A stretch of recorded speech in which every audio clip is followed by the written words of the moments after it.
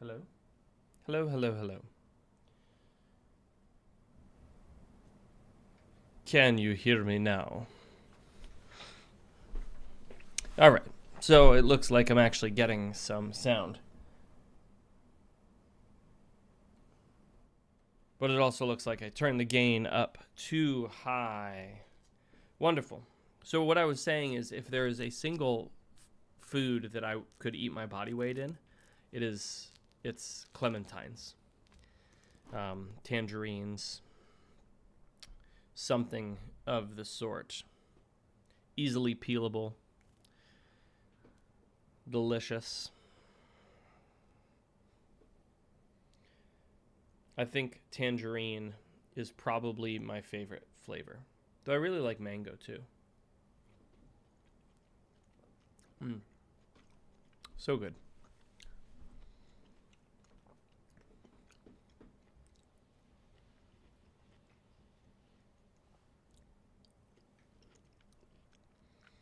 But I have a lot of things to do today.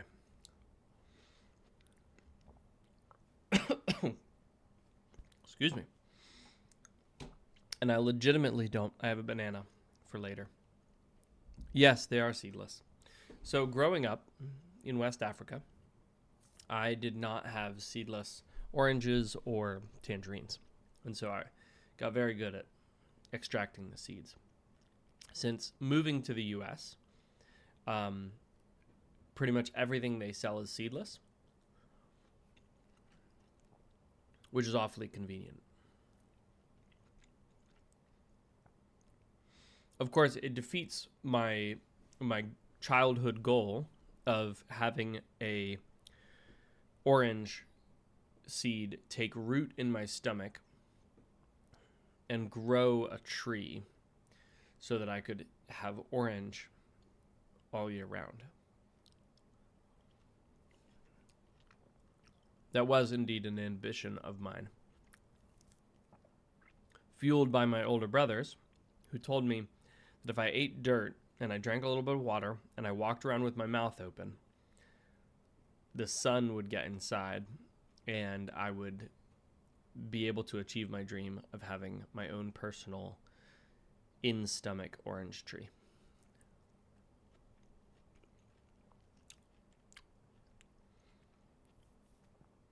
I think I was on that kick for a good week. Having grown older and wiser in some regard, I no longer hold that ambition and instead just make money so I can go to the store and buy them.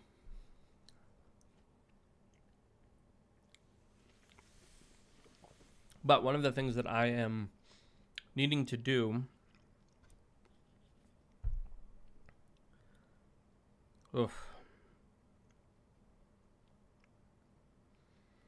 one of the things that I'm needing to do is sort of figure out how I'm going to manage to get all of my work done. And I don't actually know. But what I do know is that I have to grab a couple of blurbs from, a book that I have coming out in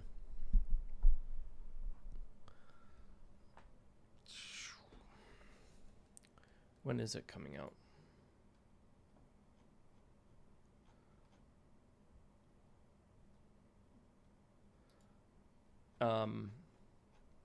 It's coming out in April 2nd. I have a new book coming out called Soul Caller, and it's a brand new series. I'm really excited about it. And I got some art done, which I'm also really excited to show. And that, but I want to use some of the art, but I want to grab blurbs from the book to be like, this is what's happening in this scene.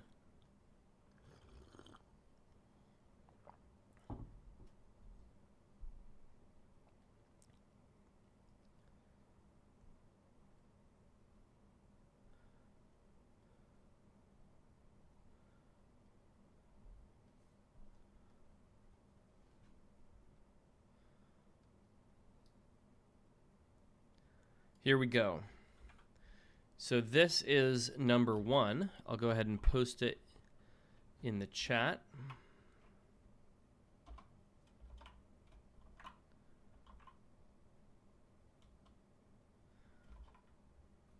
Oh, that's weird. Oh. I see. Oh, bummer. I can't post it in the chat. But what I will do is I will copy that. I will add it to a email, and then I will show you.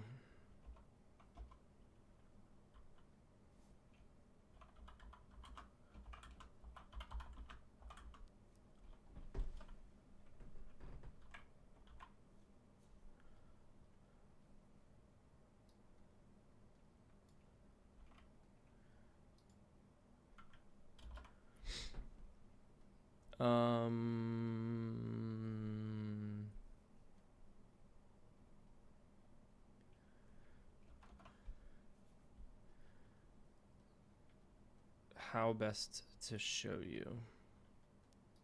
It's probably best to do like this. I'll just download them again. So I've shown these on stream before, and I will show you again.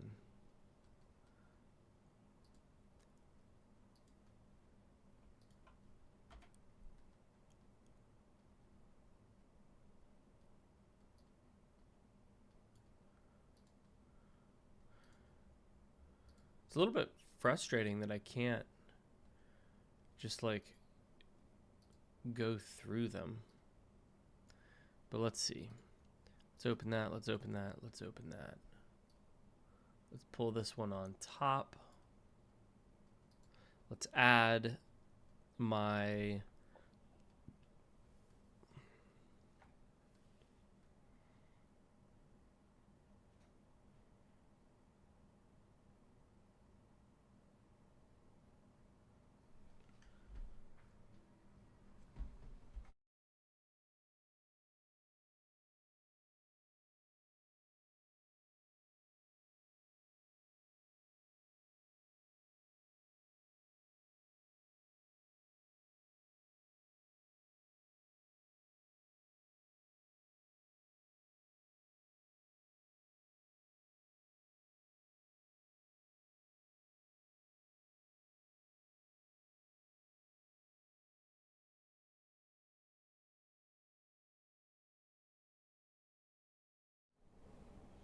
apologies. I had to deal with something real quick, but let's see how we can do this. I'm trying to find...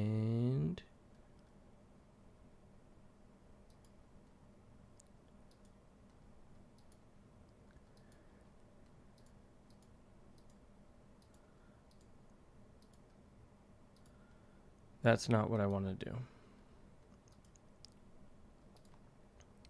Instead, I want window capture. Will that work? It did not work. Why is this so hard? Lasai. You know what? I don't know how to do this properly. So you guys are just going to get the really awkward version. But here we go. This is... Wow. I'm messing everything up. This is the first thing that I got. It's a map. And this is a map of the world, the Soul Caller world. And so it's got a bit of a Western vibe. You can see the towns are are sort of Western. This is where the main character starts out, and there's lots of land for him to explore. Pretty exciting. So that's the first one. And then we have some actual art.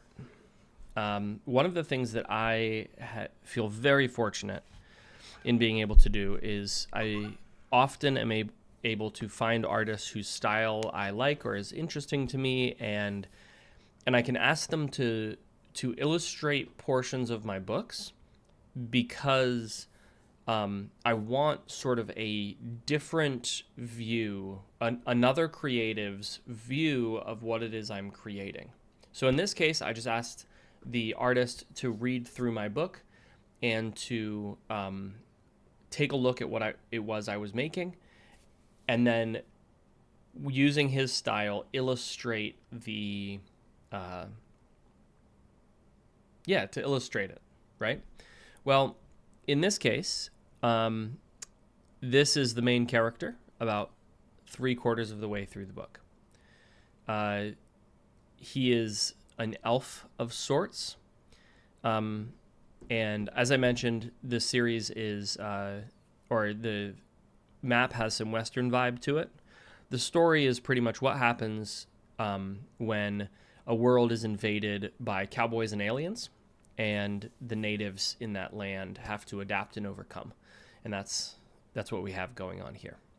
So this is Merrick, who's the protagonist. Another scene fighting a bunch of snakes. There are Merrick and another guy, another fighter, who are being besieged by swarms of snakes. And then the last one, a fight between two big predators in a lake. And this was a super fun scene to write. You have a wolf who's trying to eat Merrick, and then you have a giant pike, which is a kind of fish that typically don't typically grow that big, but in large bodies of water they can actually grow massive. So, and they are wickedly dangerous, especially to animals, like a wolf, whose belly is sort of weak. So that's what I'm doing, and I'm grabbing snippets from the books in order to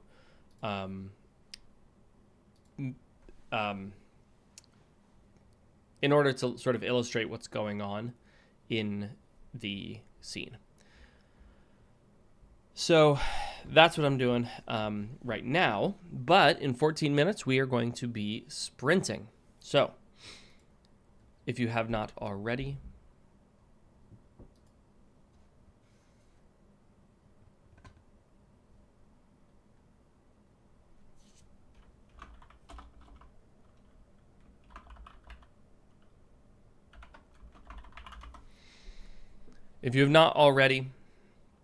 let's go ahead and figure out what it is we're actually going to be, what we're going to be working on. I'm going to be working on chapters of this new series that I'm just starting. So book 1 of Iron Tyrant is going to be starting today. I was hoping to start it yesterday, but everybody in my family was sick, and so I ended up taking the day off as much as I could to care for them. I had some sort of unavoidable meetings that I had to go to, but I tried to take as much time as I could to just make sure everybody was okay. And you know, that's all right. Sometimes that happens. Sometimes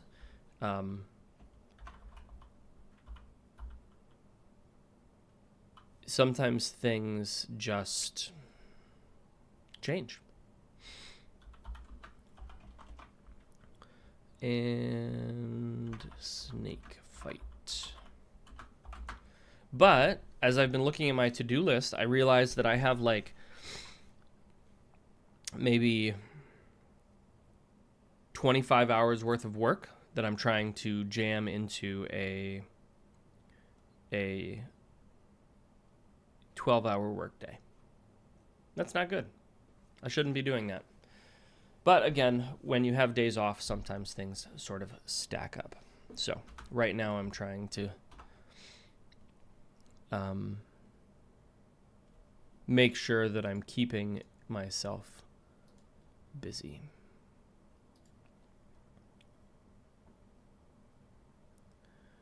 Let's see here.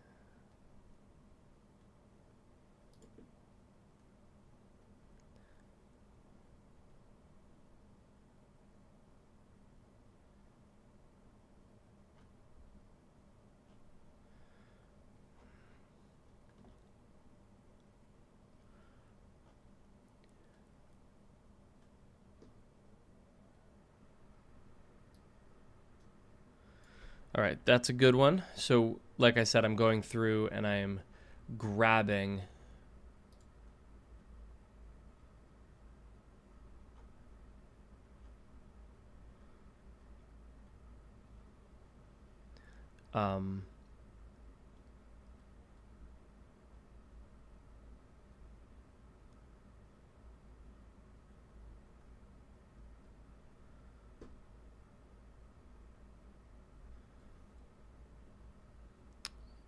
I'm trying to grab little snippets from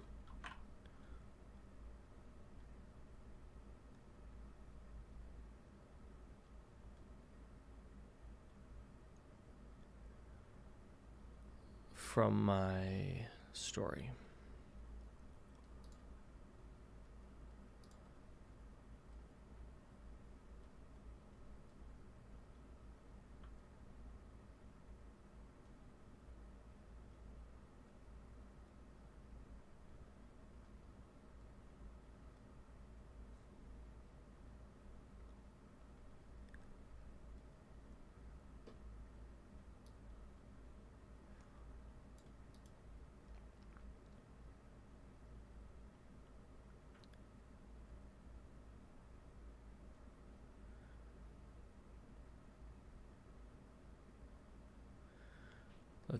Let's see.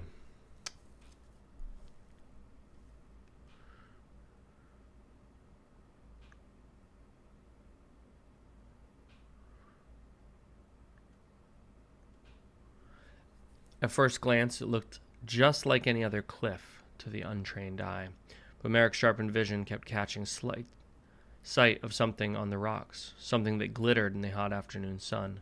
Though they were high up in the mountains, the air was bitterly cold. The sun pressed down on them with heavy rays that danced across the cliff face as if it were made of water. That might be too long, but I'm going to use it anyways.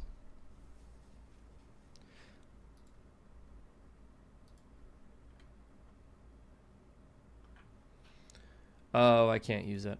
I need something about fighting.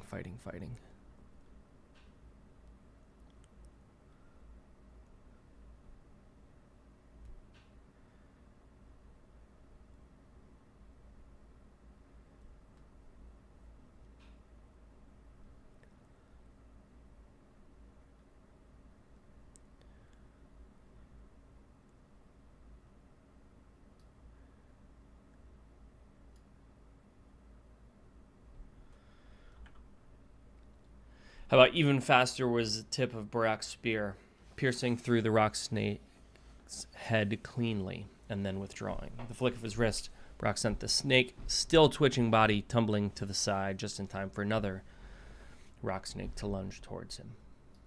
We'll do that.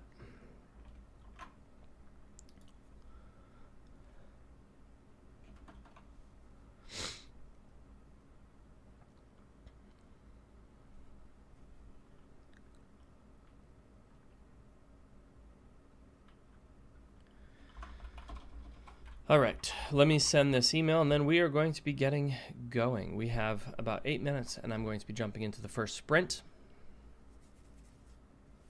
and it's going to be a good time.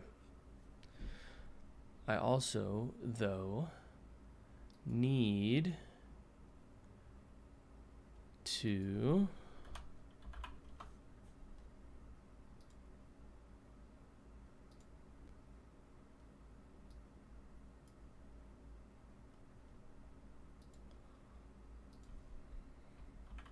Grab this. Huzzah. Okay.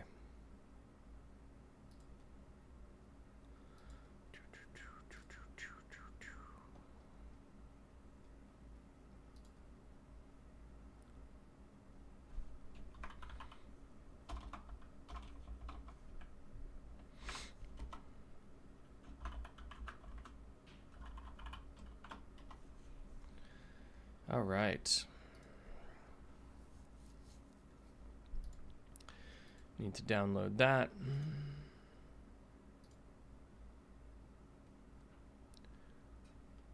Into downloads. Boom. Hey presto. Okay. It's never ending. The work is never ending.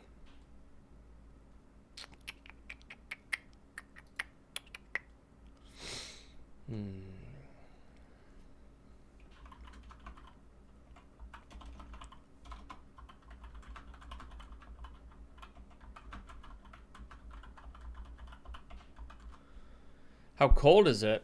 Cold enough that it's snowing. We are getting probably a few inches of snow today. Hopefully it's not too bad. It looks to be pretty fluffy, which is good. But let's see.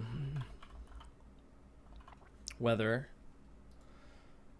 It is 26 degrees. That's Fahrenheit. So it's not too bad. And I'm inside and I'm in my office, which I keep at like 1.5 million degrees. It's really warm, which I love. My wife often comes in here and is like, this is too hot. And I say, it is not too hot, actually. I like it. All right, folks, 5 minutes till we're going to get going.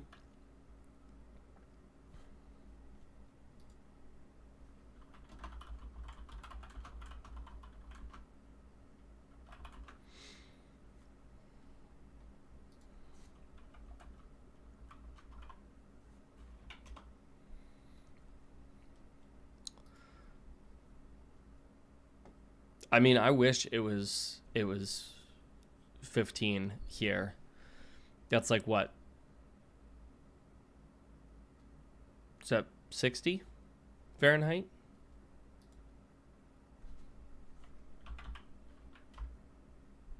Yeah. Just about 60 Fahrenheit. Man, that would be fantastic. I definitely like warm weather more than I like cold weather.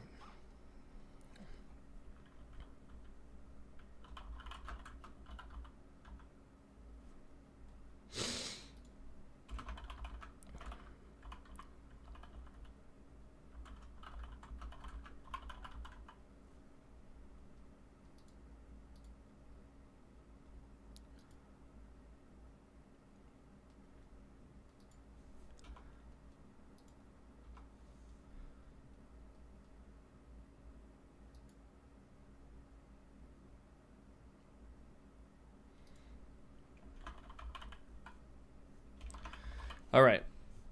Boom. Sent. Knocking things off my list. Love it, love it, love it.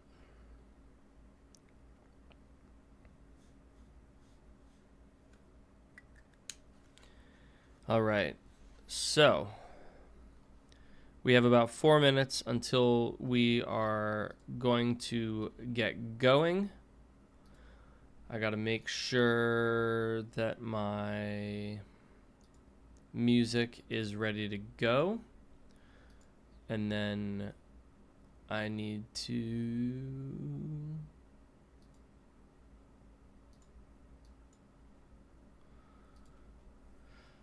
make sure we're ready to go there. And I got to do that. And what else do I need to do? Ugh, too much stuff. There's too much to do.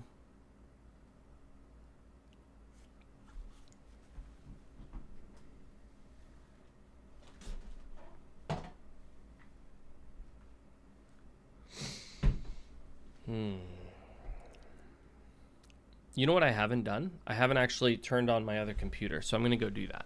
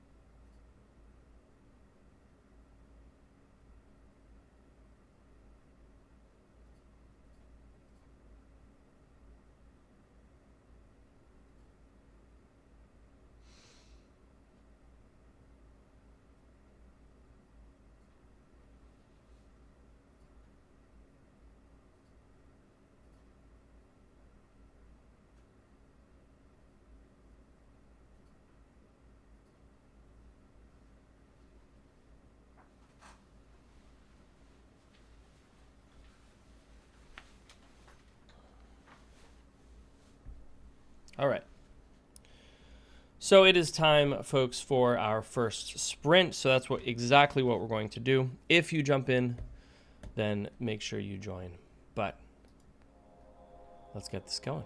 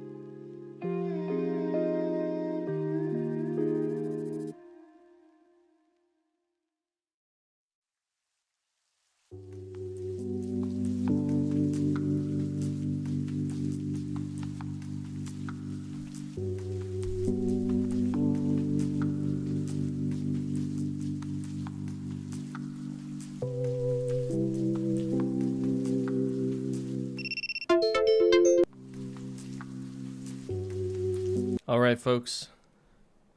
We are done with our first sprint. Oop, wrong thing. There we go. Huzzah. Oh, man. You know, starting a book is always a little bit tough. And the first chapter, I like to get a sense of it in my head before I start dictating. And so I've been typing away. So for words,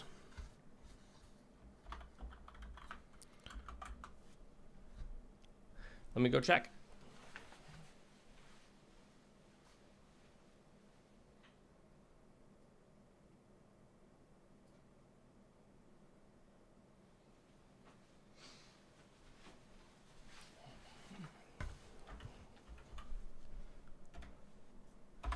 All right, here we go.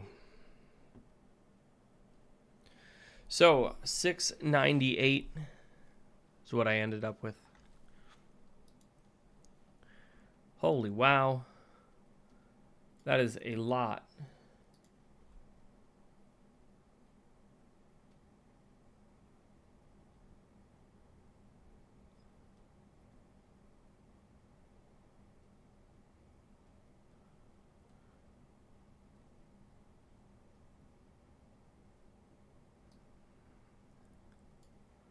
All right.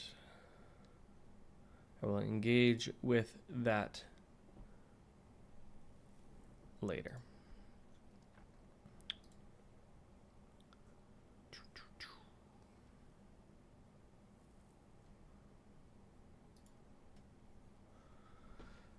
All right. Hey, lady. How you doing? Wrote a page and a half of chapter 26. Love it. As for the beginning of chapter 26, I'll figure out how to fix that. That's okay. You can always go back, excuse me, and fix. I am going to be right back. I just realized that I have to go do something super, super quick. I'll be right back.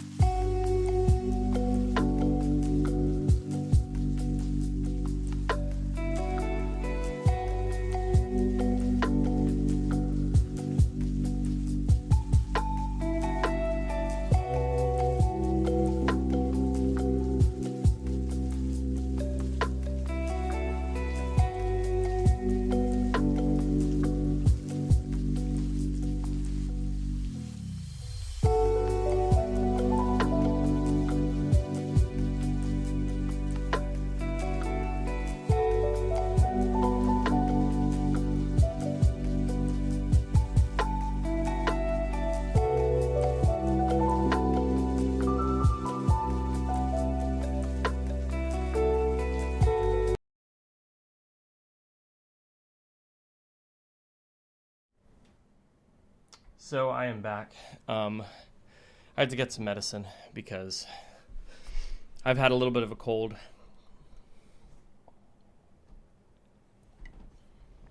And I can't dictate well with a cold.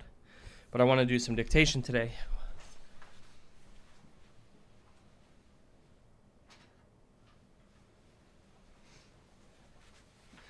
And I'm a mess.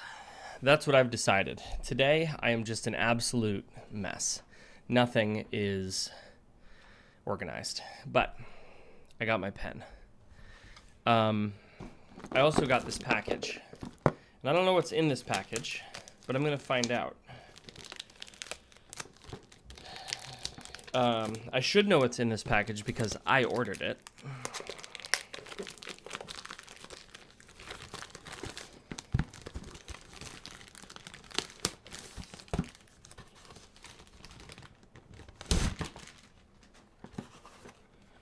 It came from Amazon.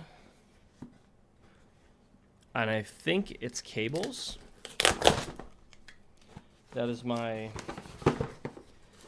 anticipation, is that it is cables. Haha! Well, look at that. Look at that cable. One of the things that I've really enjoyed doing over the last little while is setting up all my stuff, and here we have a nice XLR cable. So,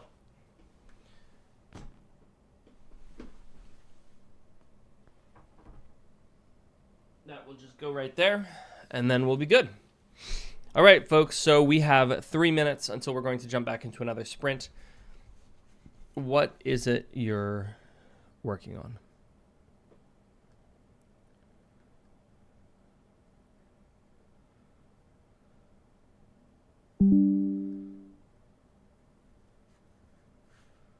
Yeah.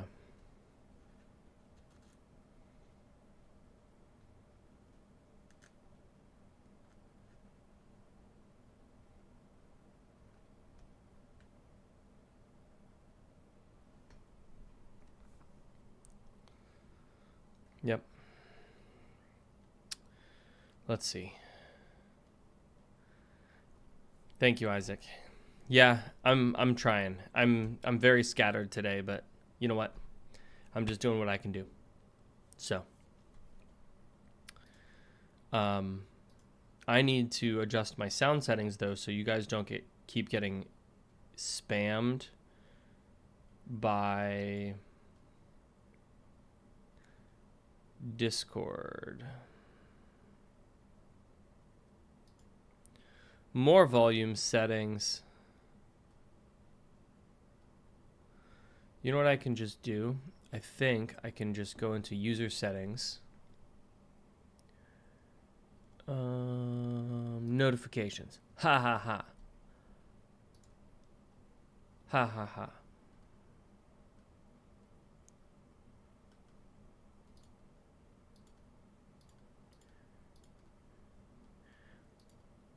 I am removing all sound settings from Discord.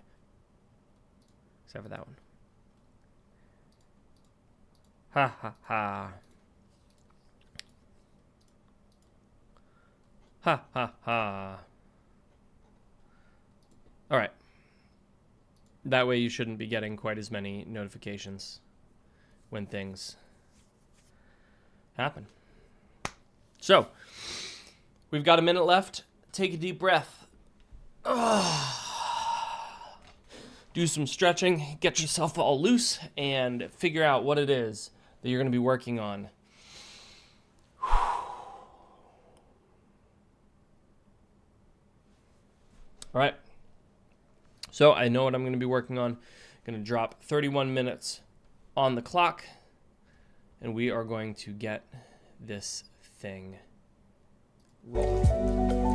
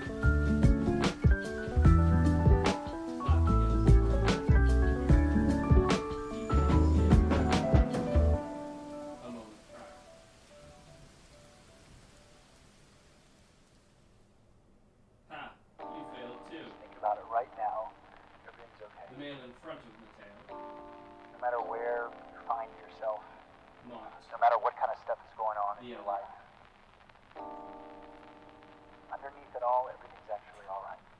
His companion.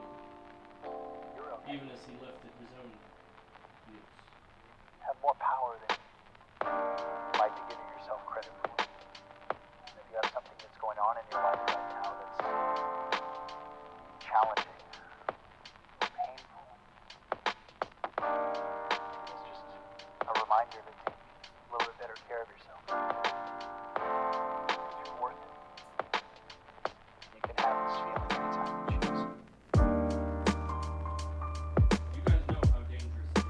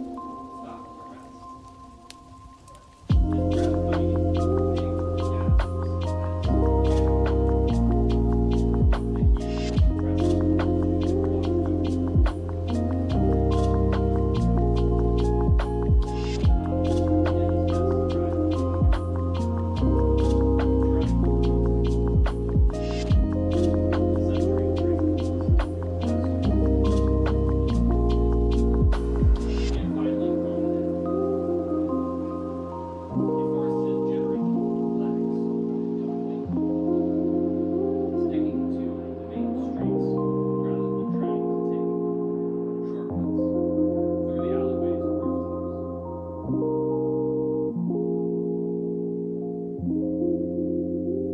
the time he arrived at his destination,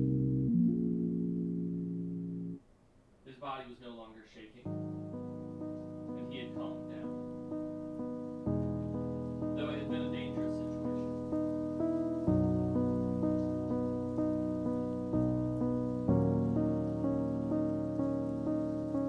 He put it behind him.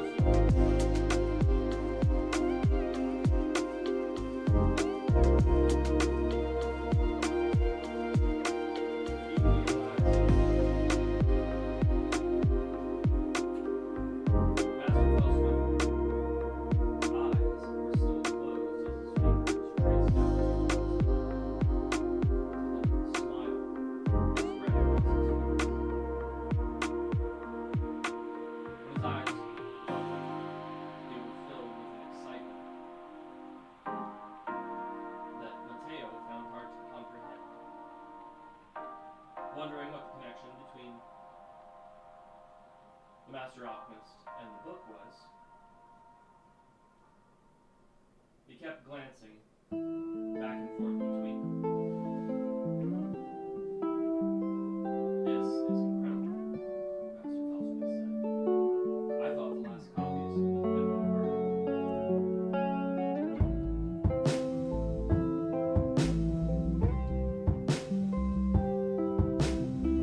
Noticing the questioning look he was giving from Mateo, Master Alchemist laughed and cleared the wrapping away as he admired the book. My great-great-grandfather, the first alchemist in our family, wrote this book. When the Empire took control,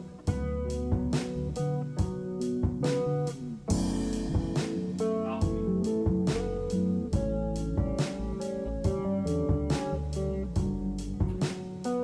all alchemy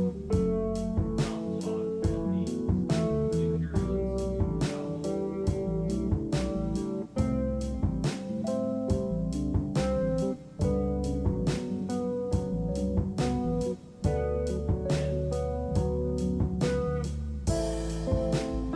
taught at the Imperial Institute of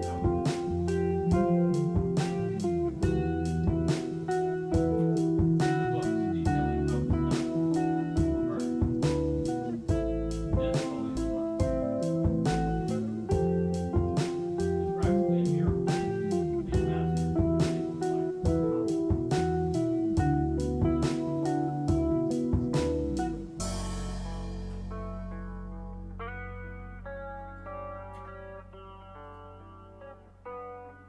Nodding respectfully, Mateo thought it best not to Master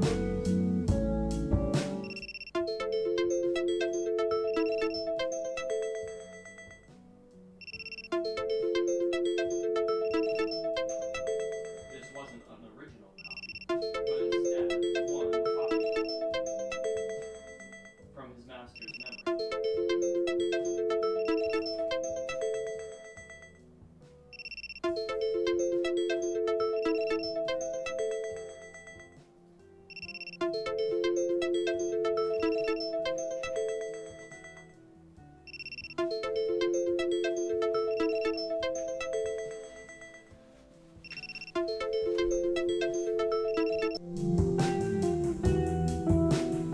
All right.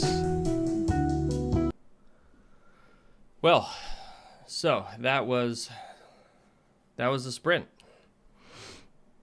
That went better than I thought it was going to, if I'm honest. I typed out the first 600-700 words to try to get a good sense of the world I was writing in, and then I started dictating, and my first dictation session wasn't bad.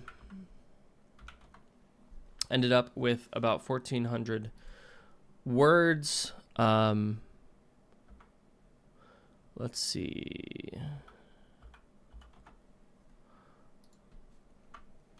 So for the day so far, we're sitting at just above 2,000 words.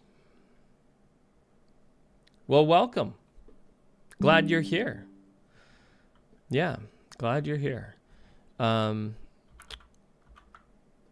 I trying to do here? There we go. We are going to be running another sprint. Folks, we have 7 minutes until it's going to get going. And yeah, hope you are finding what you're working on is coming smoothly. Well, hello. We've got lots of new people. Welcome to Sprints with Seth.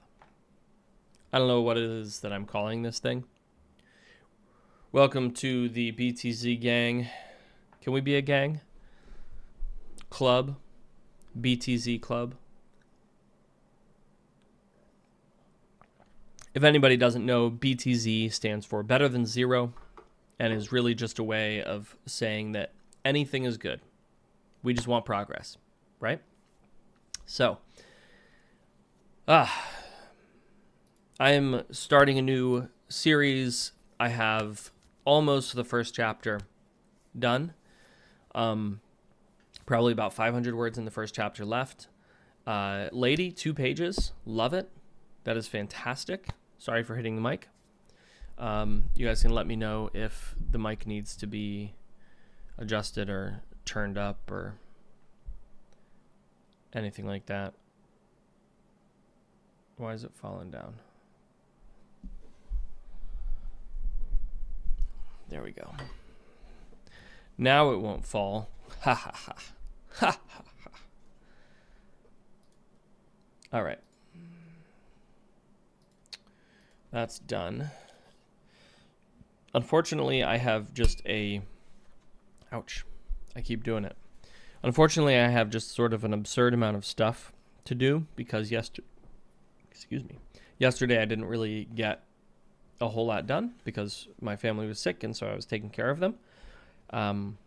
That's one of the things about having lots of kids, or I mean lots is relative, but I have 4 kids and they're all homeschooled or cyber schooled. And so they do all of their schoolwork at home.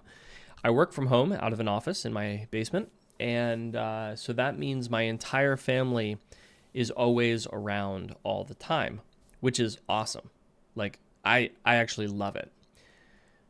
It is very challenging when anybody gets sick, because if anybody gets sick, it typically means that everybody gets sick. And having a house full of sick people is just not really my idea of a good time. But that's okay. We get through it and we keep on moving. So today, I'm going to be running sprints until 11:30. And so we'll have another sprint here in 4 minutes. That will take us up to 10:50.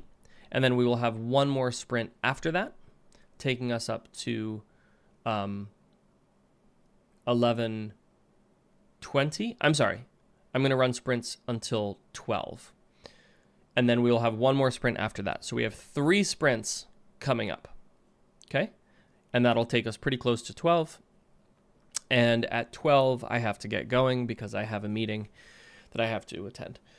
Let me tell you something. Let me tell you something.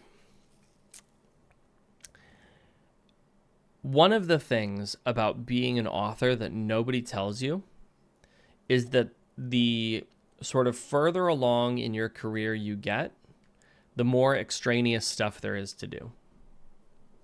This is why eventually the traditional model for publishing settled on writer, agent, and publisher as 3 very distinct categories for working, right?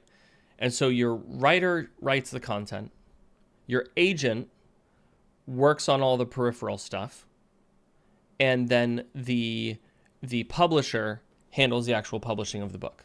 This is also why, as people sort of improve their skills and they go further in their career, they end up getting a team of like marketers and content writers and all of that kind of stuff.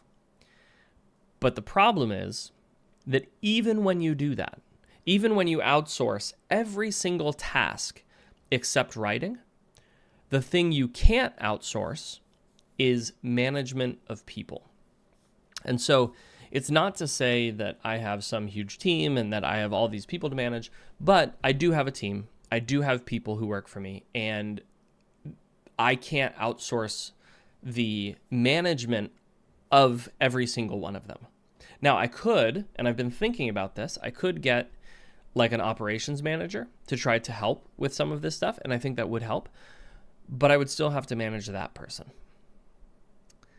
And so there's this odd thing that happens that the further you get in a creative career, the more it becomes difficult to just do the creative stuff that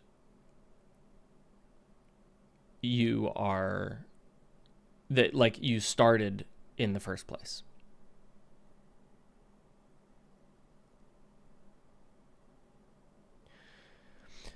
EA, I don't quite understand the question. I do have a team. I have a social media and marketing person. I have an editor for videos. I have people who do all of my taxes and my accounting. I have a lawyer who I talk to about that sort of stuff. I have some people in place that are sort of like counselors. You know, they help me understand decisions before I make them.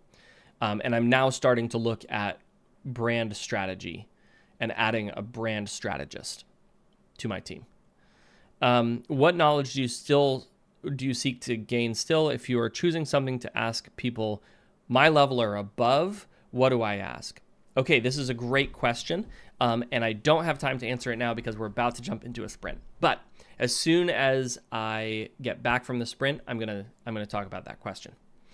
All right, but we got to keep sprinting. That's why we're here. We're gonna do it. I do love that question, and I'll talk about it when I get back. But 31 minutes on the clock. Hope you folks are ready. Let's do this thing.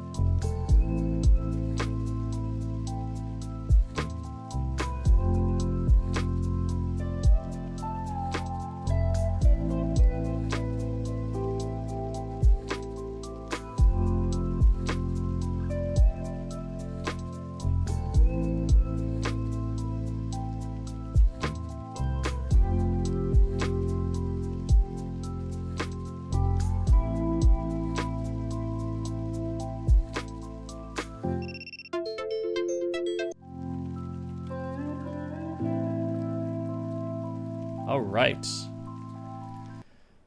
Well, folks, that is it for sprint number 3. Woo! That was fun. I think I'm going to like this book. It is starting off. It is starting off great. All right, let's see here. What did we pick up? Here we go. Here we go.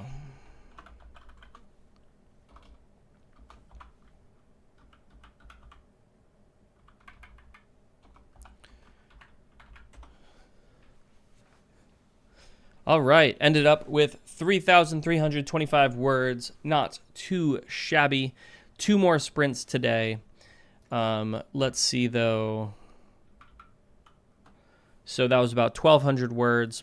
A little bit on the lighter side, but again, I'm still feeling out the beginning of this book, so that's okay. Once I really get into it, it's going to speed up. I'm figuring out who the characters are, and I'm also trying a slightly different style of dictation, which is going to be interesting. I'm not sure. It's going to be a little bit slower, like out of the gate, but once I get into it, I think it'll go smoothly. So we've got a couple minutes before we jump into our next sprint. EA asked a question that I would like to answer, but I want to... okay, cool, you're around. Okay, so... it's interesting that you asked that question. What would I ask of someone who's at my level or above? And I just actually contacted someone who my parents gave me an introduction to because he's their neighbor. And he is a venture capitalist. And so he is not a writer. But from a business perspective, he is like a dozen steps ahead of me, right? And one of the things you have to be careful about is when you ask somebody a question, often, if they are too far ahead of you, what they tell you has no relevance for you because it's specific to their context and not your context. And so imitating the action of somebody who's really far ahead of you is just not, like, it's not practical. However, I've just reached out to him to ask him because there are some kinds of questions, however, that are applicable no matter what level you're in, right? And so the question I've asked him is, what are the key qualities that he looks for or thinks are most important in a relationship with a personal assistant? And I think that that is a question that he is going to be able to answer really well, that is then going to inform how I make decisions now in finding a personal assistant or an operations manager, right? One of the things that I've found at sort of low level, and I want to be really clear. When I say low level, I'm not necessarily talking about value. I'm talking about just where you are in the spectrum of possible places you can be, right? And so when I say low level, I'm talking about like 6 figures, just 6 figures. So like $100,000 in earnings and lower, right? $100,000 in earnings in a year is just fantastic. That is, like, real talk, that is the upper end of where authors typically are, right? Like, if you hit 6 figures as an author, you have made it. Like, no joke. That is just an unbelievably impressive achievement. What happens though is that when you step into the six-figure space, the actions you have to take to move above that are completely different than the actions you have to take to get there, right? The one thing that doesn't change is who are the right people, or what are the qualities that a person has to be successful in a specific role. And so that's where I feel comfortable asking this guy who's like so far way above me, like just ridiculously far ahead of me. I'm comfortable asking him that question because if I can understand the principles behind a relationship with a PA, then I'm going to be able to hire a good personal assistant and I'm going to get value out of it. The challenge when you're on the low or introductory level, give me one sec.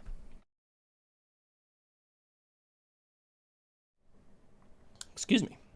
The challenge when you're on the lower introductory level is that when you hire somebody, you are typically hiring a doer, right? You are typically hiring somebody who's going to be expected to be told exactly what to do, and then they will simply execute.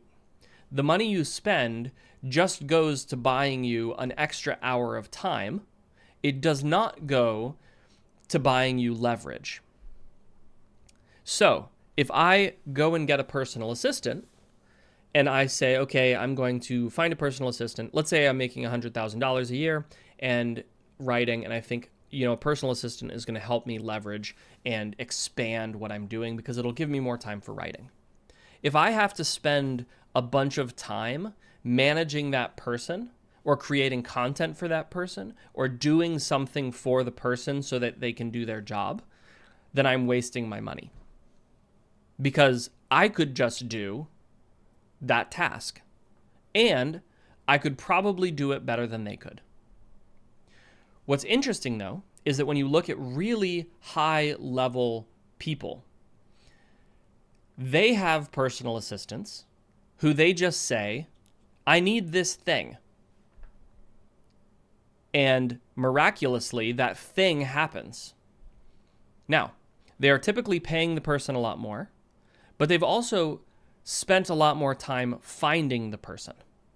And sometimes I think that I get so just excited about like offloading something that I don't actually spend the time necessary to find the right person. Part of the issue is though that I don't even know what qualities the right person has. And so I'm asking this question: what are the key personality traits? What are the key pieces to having a good long-term relationship with a PA? So that's the question I'm asking somebody who's above my level. It's a lot of those kinds of questions. Does that make sense? A lot of questions about what are the principles that underlie all of this stuff, right? Because principle determines practice. And so if you get the right principle, you will end up with the right practice. If you get the wrong principle, no matter how good you are at executing, you will always end up with the wrong practice. And so that's why I try to take that principle first approach, knowing that eventually the practice will work itself out. I'll arrive at where I need to be, but before that, I have to have the right principle. So, Rachel, to answer your question, and then we gotta go because we are sprinting, folks. To answer your question, how much hands-on training someone needs, I think it's really important that we hire people who already know what they're doing, because otherwise, the amount of training that they're going to need in order to come up to your speed is simply too much for what you're paying them for. All right, we got to go. Let's do this thing.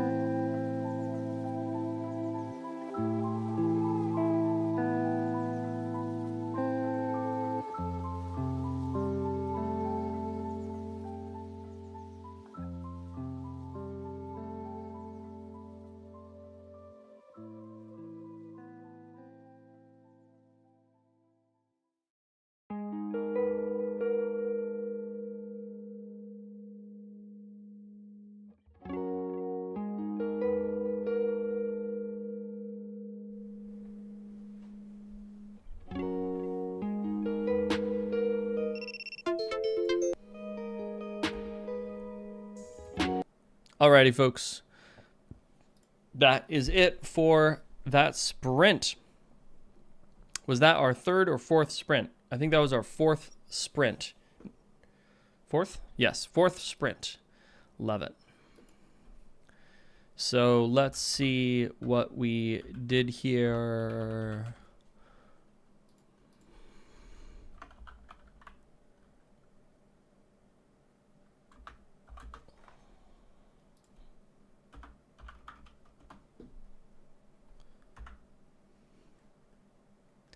Love it.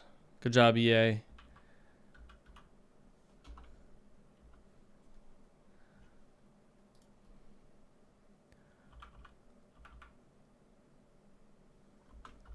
So we picked up about 1,400 new ones.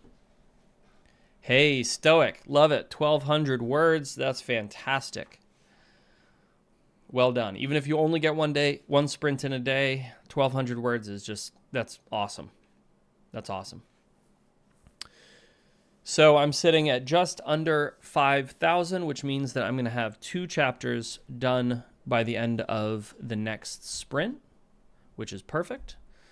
That's a good start to this book, and I'll probably do a little bit more this afternoon. Maybe even tomorrow morning early. Not sure yet. Oh, you're plotting. Nice. Gotcha. Yeah, planting is the way to do it. All right, cool. So I hope you're making some progress in your plotting as you're going through. I need to do a little bit more plotting for this book, but it'll come in a little bit. I wanted to get the first couple of chapters in so that this weekend I can really be thinking about it, just mulling over it in the back of my mind as I'm doing other stuff. Very excited I'm going to get to play Shadowrun this weekend as long as the weather permits. I love that game so much. So. Oh, gotcha. That's interesting. I haven't done a narrated story yet. I was thinking about it though, and I thought it would be interesting.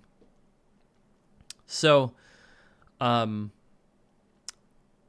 EA, you had asked, what does my ideal team look like? And this is something that I have thought about a lot, and I have constantly sort of revised my opinion on.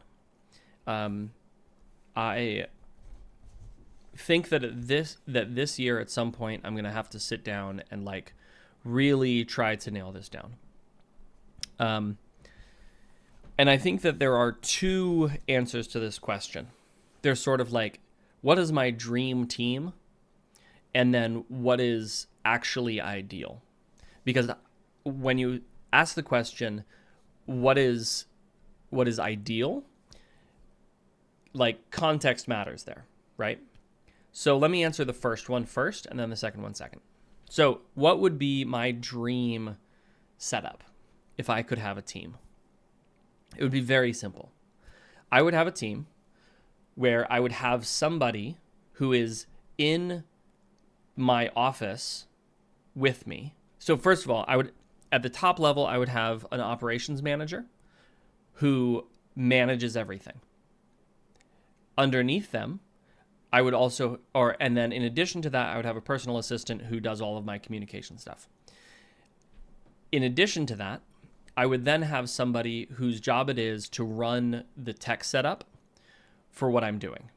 Now, for me, that's important because I'm filming videos, I'm streaming, I'm doing all of that kind of stuff. Most writers don't have that, right?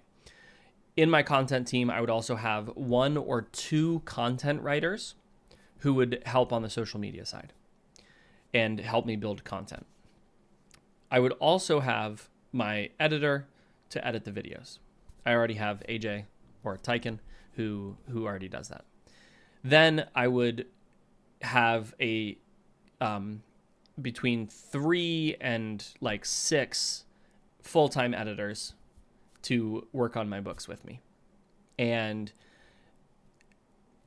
then I would also have a business strategist, a content and brand strategist, or a content strategist, a brand strategist, and I would have a financial strategist, like a full-time accountant or CFO for my company. And that is all on the writing side. And then I have a couple other things that I do in addition, and I would sort of, try to figure out how to make my team coordinate with all of the other teams that we would need.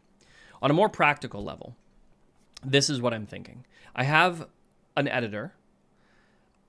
I think I need, in addition to having strategists for the various pieces of my business and having like accounting and all of that kind of stuff, I think in my personal team, I would want an editor, a operations manager, a personal assistant, and a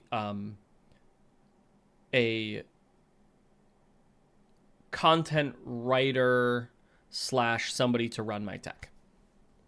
And so that's like 5-ish people. And I think that would do it for what I want. So, what kind of communications would PAs cover? When did you think you needed to move from a PA social media manager to separate content writers? I think you only need to move to content writers if you want to be a content creator, which is what I'm doing, right? I'm not just doing the writing. I'm also doing the content creation piece, right? So you only need the content writer for that. So typically you wouldn't need it. I think a PA or a social media manager should be fine. What kind of communication would a PA cover? Everything. Literally everything. I don't want to ever get an email ever again. I don't want to get a phone call. I don't want anybody contacting me about anything ever, unless I have a personal relationship with them already. And so there would be a very select group of people who would have access to me in terms of being able to contact me, and everything else would be filtered through the PA. Even my personal stuff, right? Everything would be filtered through the PA in order to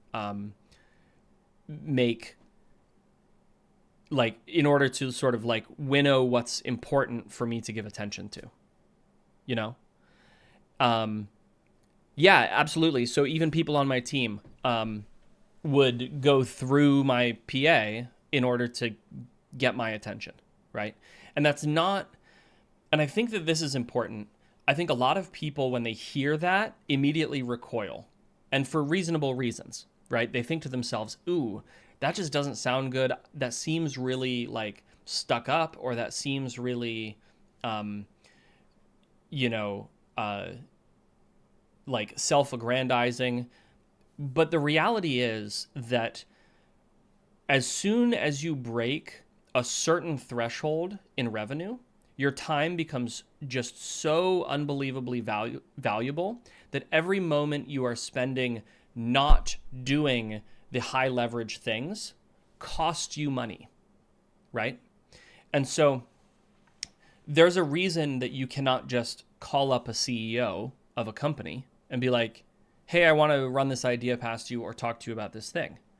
Because that person's time is allocated to the tasks that they can do and nobody else can do. In my case, I could very well not get to that position. Like I could not do that thing, right? But I want to.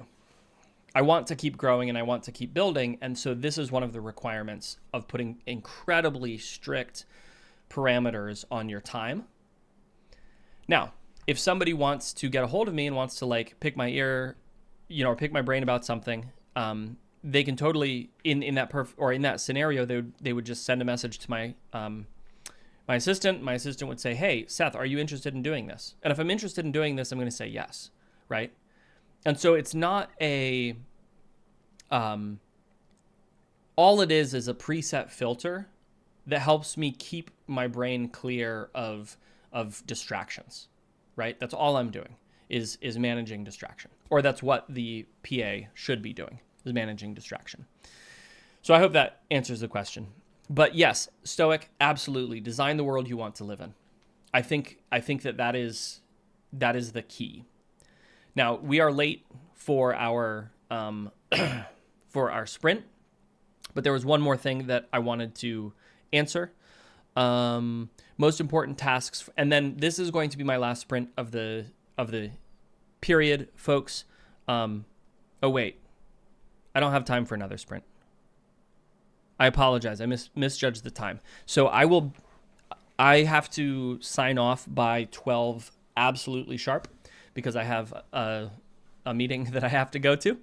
And so if it's okay, I'm going to chat for a couple more minutes and then because I think this is a really good conversation, unless nobody has any more questions. And then I'll be signing off. Okay. So absolutely. Thank you so much for sprinting with me. And on Monday, we're going to be back to it. And we are going to be going all week. So join if you can. Okay, so most important tasks for an ops manager. All right. So this is something that I have been thinking about for the last probably year. And I'm going to continue to think about this for the next year. When I decided that I wanted to be a writer, I transitioned out of managing other people in my job, because that's what I did for a living, is sales and sales management. And I transitioned into a sort of solo task. One of the things that I learned during my time as a sales manager is that it takes a really, really long time to manage a team of people. The sheer amount of space, of bandwidth that it takes is really high, because it's not just about how long do you actually spend interfacing with them. There's also all of this sort of residual attention that you have to keep split up among all of the people you manage and the tasks that they're doing, right, in order to keep everything sort of running. And so when I moved into writing, at first it was like, wow, my brain is completely free to just focus on writing. But then I started adding people to my team. And whether they're full-time or the contract work, it doesn't matter. I have to spend my time and attention, my bandwidth, addressing their needs. So that creates this situation where my bandwidth is being eaten up by legitimately good and important tasks that have nothing to do with writing. So an ops manager would not only understand the overall strategy of what we're trying to do, or what I'm trying to do, but would also manage the people who are carrying out the strategy. The idea behind this is that I need one person to manage instead of a team of people to manage. Because if I have one good person who knows what everybody is doing, how all of the projects are going, where we are in the overall strategy, what our next steps need to be, then I can reduce my management of everything to a once a day 5-minute check-in, and then maybe a once a week meeting, right? So that's just going to be like way easier for me and allow me to keep my eye on what I am the only person who can deliver, right? Because an ops manager can't deliver a manuscript. I'm the one who has to do that. But every moment that I spend managing people is a moment that I can't spend writing my book. So that's in my head what an ops manager is going to do. They're going to understand the overall strategy. They're going to execute on that strategy. They're going to make independent decisions. and then come to me and say, this is the decision I made. This is why I made it. Any course correction? And I can either say, that sounds great, keep going, you're doing a good job. Or I can say, hey, let's course correct here. This doesn't feel right to me. Let's make an adjustment. And they say, fantastic. They don't ask me, how do you want me to do that? They just say, okay. And then they go and they figure out how to do it themselves, right? So the ops manager has to be someone who's what's called an entrepreneur, somebody who is entrepreneurial inside of a company, right? And so that's what I'd be looking for. Somebody who is essentially building my brand and my company and my my platform as if it's their own, right? But they are not doing the creative part. They're just doing I say just. I can't do this, by the way. The reason I need somebody else to do this is because this is not what I'm good at, right?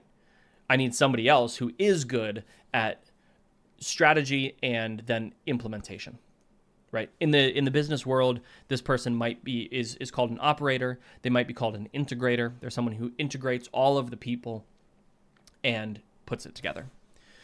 So, okay, so let's talk about Rachel, the independence of, the independence of an operations manager is probably the thing that determines their success or failure, in my opinion. So, EA, I think the only struggle I continue with is separating ops from PA. Okay, so a PA does nothing on the strategy end. All they do is communication, administration, and that's it. Okay? So, for instance, and schedule control for me. So, for instance, let's say we sit down for a meeting with everybody on the team, and I say, I think it'd be great if I expanded how many speaking events that I'm doing this year. And they say, great, fantastic.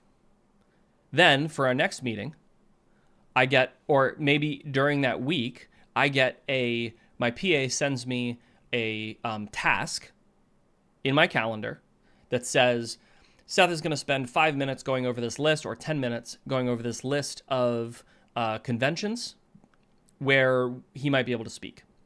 And he's going to decide which ones he can go to and which ones he can't. And I'm going to read through the list of conventions. I'm going to read through the list of notes. And I'm going to say, yeah, these sound good. And I'm going to check off the ones that I like. Okay? And then I'm done. That's my task. And then the PA is going to send that to the operations manager, who's going to look at the whole schedule and say, hey, how do we fit this in? How do we support this? Does this make sense? Let's go to these conventions, right? And the operations manager is the one who's going to decide that. I'm not going to decide that. The operations manager is. They might say, Seth actually doesn't want to go to this convention, even though he said he wants to, because it's just not a good fit for our strategy, right? And then the PA says, or then the operations manager says to the PA, hey, this is where we're going. Let's get tickets. Let's get hotel rooms. Let's arrange travel, right? And the PA says, fantastic. Let me look at the schedule. Let me get plane tickets. Let me book hotel stays. Let me figure out who's going and all of that stuff. And then let me put that into Seth's calendar, right? And then when we meet, they say, hey, remember how you wanted to go to those conventions? Here's the list of conventions we're going to be going to this next year. Here are the speaking events that you have. Here are the tickets.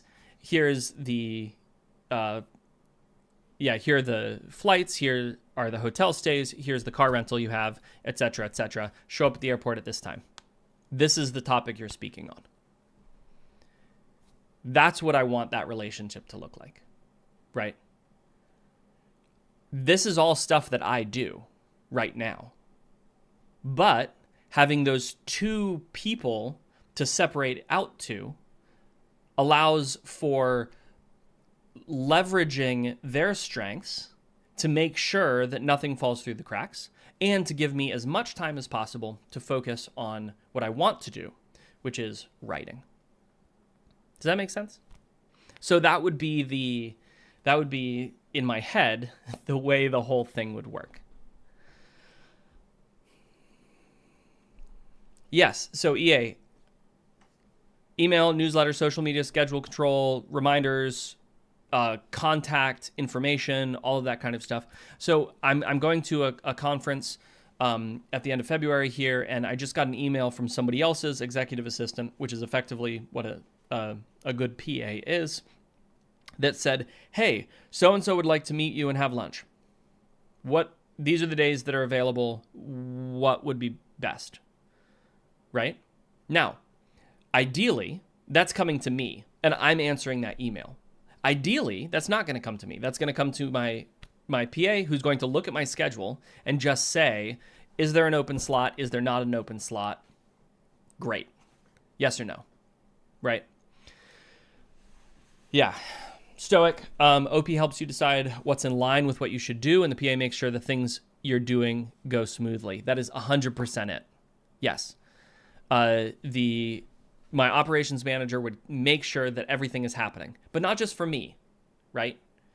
When Tyken, my editor, is like, hey, these are the videos we're putting out, the operations manager is going to look at them and say, these seem like they're in line with our strategy. What are some other things that we can do to shore up this piece? Or let's think about how we're going to expand into this new realm, because in my conversation with Seth, he said he wanted to go into this new space, right? Yes, the royal me. And so the operations manager is going to do that not just for me, but for the entire effort.